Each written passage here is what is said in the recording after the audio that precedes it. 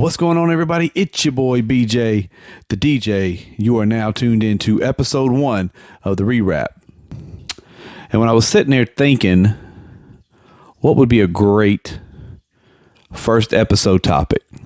The one thing that came to mind is something that is heavily debated in every aspect of hip hop.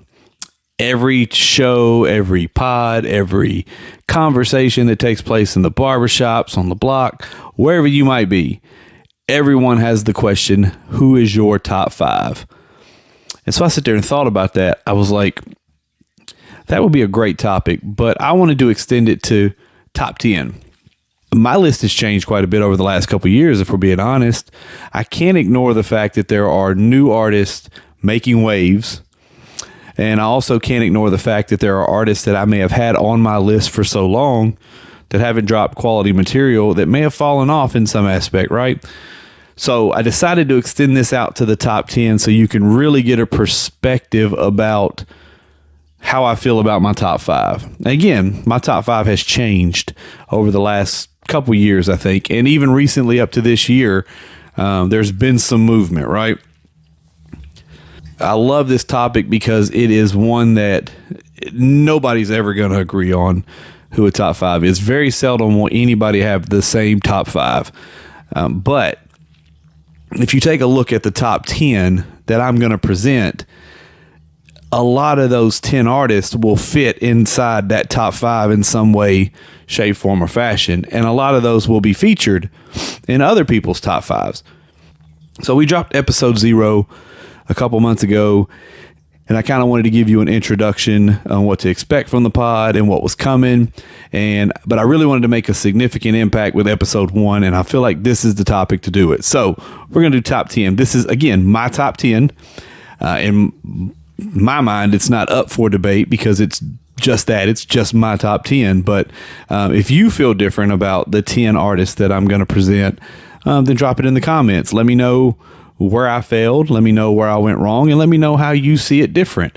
And it's fine. This is what we're here to do. We're here to talk about this topic. Top 5, dead or alive. There was a nice song that said, so tell me, who's your top 10? Is it MC Shan? Is it MC Ren? And that line really hit me because I was like, it could be either one of those on some people's list. Now, MC Shan and MC Ren are nowhere in my top 10, but they are, however, significant to the growth in hip hop. MC Ren, part of NWA, MC Shan started the historical battle with KRS-One. They both played a role, and in some people's eyes, they may be seen in that realm of being the GOAT, right? But these 10 artists that I'm going to present to you, I think you'll see that they cover a wide spectrum of area when it comes to their influence and their growth in hip hop and the growth of hip hop. So let's get to it. If I'm talking about top 10, if I'm talking about my top 10 list, I have to start that list with someone like Method Man. Now, he may not even be your favorite Wu-Tang Clan member. So this is why I put Method Man in the top 10, because Method Man was a part of a group of assassins. There was not a weak link in the Wu-Tang Clan. I don't care how you paint the picture. You can say that, this person didn't sell well, or this person didn't do this, or this person only did this well, but every one of those brought their all on every single song. So for Method Man to be the first one to break out and do his own solo thing, but not only that, but to stand out the way he did, I think warrants him being included in the top 10 best MCs of all time. And not only that, his solo career is just as equivalent to his career with Wu-Tang Clan. So I feel like Method Man played a key role. I feel like he was a part of some really big records. I think he's highly respected in the industry amongst some of the best MCs. So I feel like Method Man deserves to be on everyone's list, but he's definitely top 10 on mine, right? So number 10 comes in Method Man. Number 9, I got Ludacris. And the reason I have Luda at 9 is because there has not been a feature that Ludacris has been featured on that Ludacris has not killed. in no way, shape, form, or fashion has Luda ever come up short in any song he's ever done, right? His solo albums, he hit you with the best beats. He had the best bars. He really did a lot for Southern hip hop in a sense where a lot of Southern rappers at the time sounded corny. They sounded cliche. They were all grouped into a category of not sounding intelligent on songs and things like that. But Luda changed the dynamic of all of that. So for me, I feel like Luda deserves to be in the top 10. And for some people, Luda may be in their top 5, but he's definitely on my list. He comes in at number 9. Number 8. I got Snoop. There's probably not a more recognizable rapper in the world than Snoop Dogg. And I know a lot of people will say, well, he's not very lyrical. He doesn't say this. He doesn't say that. Snoop Dogg arguably had one of the greatest solo debuts of anybody in the history, right? This album goes on to sell 4 or 5 million copies the first year. And I don't know why it's not diamond by now, but I think it's up there around 6 or 7 times platinum. Snoop has had a career unmatched. He's hip to the new kids. He's respected by the OGs.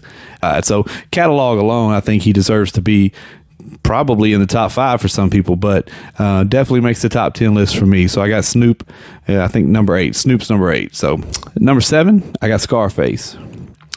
Much like Luda, there is not a bigger artist in the South than Scarface. You talk about someone who's heavily respected by his peers, not just in the South, but that's Scarface. Starting off with the group called the Ghetto Boys out of Houston, he really set himself aside from that group, but his solo projects are really when he took off. Now, The Fix, to me, of course, warranted 5 mics in the source, which that was how they measured a classic album back then, is one of the greatest albums ever made.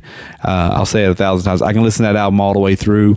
If I was trapped on an island and only given 5 albums to listen to the rest of my life, The Fix would definitely be in consideration for that.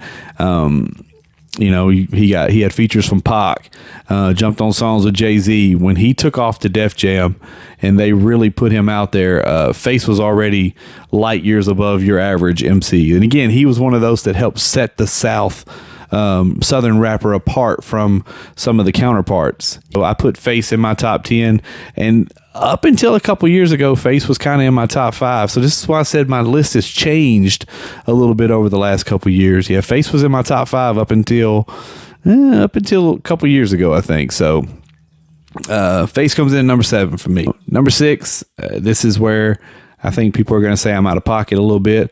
I've got Wayne. I think Wayne's career has stretched far enough that Wayne has deserved the credit and the recognition that he gets. If you talk to a lot of these newer rappers, they'll tell you that Wayne was their biggest influence. And it's obvious in their music. It's obvious in their style. It's obvious in how they present themselves. I'm not going to say Wayne shouldn't be at the top of my list, but I think you'll see the impact that these other artists ahead of him have had, on hip hop. I think it's rightfully so. But this number 6 is where things tend to get a little dicey for certain people, right? Because you got to think of all the rappers out there, the Cubes, the Drakes, the Waynes, the M's, the J's, the Nas's. All these guys, rightfully so, deserve, their props and their flowers. But there's only room. There's only so many spaces. There's only so much room for everyone, right, to take the crown. So, but Wayne, Wayne's about the same age as I am, so we kind of watched Wayne grow up. Like Wayne was, introduced at a young age with the Bee Gees in Cash Money's early days. And then he goes on to make a name for himself with the Hot Boys. And then he jumps out and does his solo stuff, at a young age where like, we're looking like, man, he's our age, and he's killing it. Right. And then for me, this is where people will also say I'm out of pocket. Carter 2 was the album that really set him aside from everyone else. You knew that Wayne was different. You knew that Wayne was about to make a jump and become a mega star at that point. So you've got mixtape Wayne, where he just killed every beat that anybody ever spit on. So like Wayne's career, definitely deserves, high regard when it comes to these lists, right? And for me, he's high up on the list. Like, I could listen to Wayne all day, every day. But again, you'll see when we start talking about the top five, how these other artists have impacted music in the way that they have, and that kind of bumps Wayne down that list for me, right? But again, if you talk to several people, Wayne's probably their GOAT. He's probably right at the top of the list for them. But for me, comes in at number 6. This is where it gets debatable. So we're at number 5. Number 5, I got Drake. Now, a lot of people dislike Drake as a rapper, but for me, Drake sells a lot of records. Drake moves the needle. Drake puts up big numbers, right? He is probably this generation's Jay-Z. He's probably this generation. Honestly, he's this generation's Jay-Z and Eminem combined, because it's impactful when he drops. It's a big deal when he releases a project, and he sells out like both of those guys. It's unheard of. So, I mean, and I've been on to Drake since the first EP he dropped, the So Far Gone EP.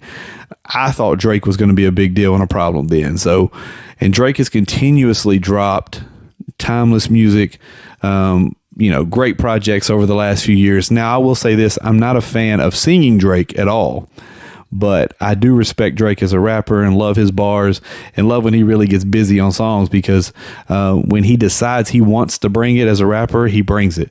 But I definitely got to put Drake in my top 5, because I think his impact in the game now is far more influential than a lot of people before him. So number 5, I got Drake. Number 4, and y'all, I promise, if you don't know, you need to get familiar. Number 4, I got J. Cole. Now, J. Cole is probably the youngest tenured artist on my list. But I'm telling you, when I say this guy has potential to be the best rapper of all time, he has potential. Just listen to his first person shooter verse with Drake. That alone sets him aside from a lot of artists. I'm telling you, J. Cole has been putting it down for years now, right? And I don't think he's ever put out a bad project. A lot of people will say he don't do the numbers, but he does, man. Like, Cole fans are like legit Cole. Like, Cole fans are legit, and they will ride and die for their guy, right? So he continues to impress me with every project. The fact that he does production as well. He did some joints on the Creed soundtrack that I thought were really nice. And he has held his own on features with some of the biggest juggernauts in hip hop. So that alone puts him in my top 5. And I know that's a very unpopular decision amongst people, but at the same time, I don't care. Like I said, my list isn't up for debate. And as far as it goes, J. Cole's in at my number 4. So number 3, Nas. Goes without saying, Nas is, he's a GOAT in his own sense, and the stuff he's doing now currently, we can not even talk about the early catalog, the Illmatics, the Steelmatics, the It Was Written, the I Am. Just the last 3 projects he's done, the King's Disease trilogy he's done with Hit Boy, is enough to put him on a category of anybody, right? And for me, that's helped him stay relevant with this younger generation. He's picked a producer that is very popular amongst the younger guys, the younger kids, but he's also provided that classic Nas. He doesn't waver from who he is, bar-wise or style-wise or content-wise. He continues to keep it 100 with like Nas would, right? So I think it's great to watch I think it's great to watch him continue to thrive and grow with hip hop, with new production, with a new sound, but also keep the authenticity of his earlier stuff, right? So to me, Stillmatic is probably one of the greatest albums ever made. It came out at a time when Nas really had to reinvent himself, right? He was battling Jay-Z. The Ether is one of the best diss songs ever made. he had to really do something to set himself apart. So, you had One Mic, you had the song where he's rapping like he's a gun. You had the song where he raps in reverse. Ether was on that joint, Got Yourself a Gun. Like, that album alone put out probably 10 or 12 records that can constantly get played without skips, right? And of course, Illmatic is classic. I Am, Nas's Like is, a banger that I definitely listen to on a regular. So I don't think I have to sell anybody on the fact that Nas deserves to be in a top 5, top 10 list, but he's 3 on mine. So number 3, I got Nas. This is where it gets weird for me. 1 and 2 can flip-flop or fluctuate depending on who has a project out or who's hot at the time, right? I don't think one is greater than the other or the other is better than the other, right? I don't think that's the case. For me, it just all depends on the kind of mood I'm in, on who I prefer to listen to. So for this video, I'm going to go ahead and put at number 2, I'm going to put Jay-Z. And I'm putting Jay-Z because Jay-Z has done the single most important body of work in hip hop for me, and that is Reasonable Doubt. Not just Reasonable Doubt, the Blueprint. The Blueprint transcended hip hop in a way that it changed the way people made songs. It changed the way they produced records. It changed the way people approached the sample beats. It changed a lot. And then he comes back years after that with the Black Album. So those 3 albums there are 3 of the most important albums ever produced in hip hop. And I'm not going to argue with anybody about it. I mean, Jay was riding high on his way out for the Black Album and still killing it like he did with Reasonable Doubt. But if you look at Reasonable Doubt is probably the best storytelling album that was ever made. And now, in that time period, you had a lot of rappers who were putting out albums that they would kind of paint a picture from start to finish, but no one did it like Jay did on Reasonable Doubt. That's class. Dead Presidents is my favorite song of all time. And I don't think it gets any better than that storytelling wise. But so many songs came from Jay. If you look at the list of features that Jay has been a part of, to get a verse from Jay-Z is almost like the holy grail pretty much. So I think it goes without saying that Jay deserves to be in that 1 through 3 range. And this is where people's list starts to fluctuate a little bit. They'll have Jay in the mix. Even the younger cats, they'll have Jay in the mix. He may not be top. He may not be number 2. He might be at that 3rd spot, right? But for me, he's number 2. Could be number 1 on certain days, depending on what I'm listening to. But right now, for the sake of this video, number 1 goes to, you may have guessed it, Eminem's probably, to me, the greatest rapper of all time. And I think that goes without saying. And that's not because I'm a white rapper. That's not because of any reason other than the fact that I just enjoy hearing this man rap. Now, in the beginning, when I first heard those lines, "Hi, my name is," that completely changed my life. I knew, I don't know what it was or what it was going to do, but I wanted to hear more of it. So, and I've always been a fan of Dr. Dre. So for Dr. Dre to co-sign Eminem, to me, he immediately had my attention. So, his follow-up, the Marshall Mathers LP, was probably one of the most anticipated albums of all time. It did 1.7 mil, I think, the first week in like 5 days or something like that. It was unbelievable. He always had the catchy pop singles, but there were songs in there like "Kill You," "The Way I Am," Amityville. Like, he had songs in there that could really grab your attention.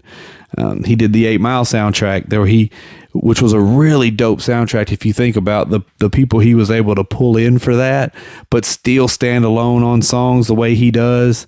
Of course, he gave 50 his start. Him and Dre both co-signed for 50. A lot of people criticize him for his label head experience and how he ran his label and the artists he signed and how he mishandled them. But that's not what this list is about. This list is about bars. And for me, there is none better than Eminem. Even his later work. To me, Eminem's had like 2 careers. After Recovery, to me, it's like Relapse and Before, and then it's Recovery on Now. And I feel like it's 2 different bodies of work. They both are significant. Have there been some misses? Yeah, probably.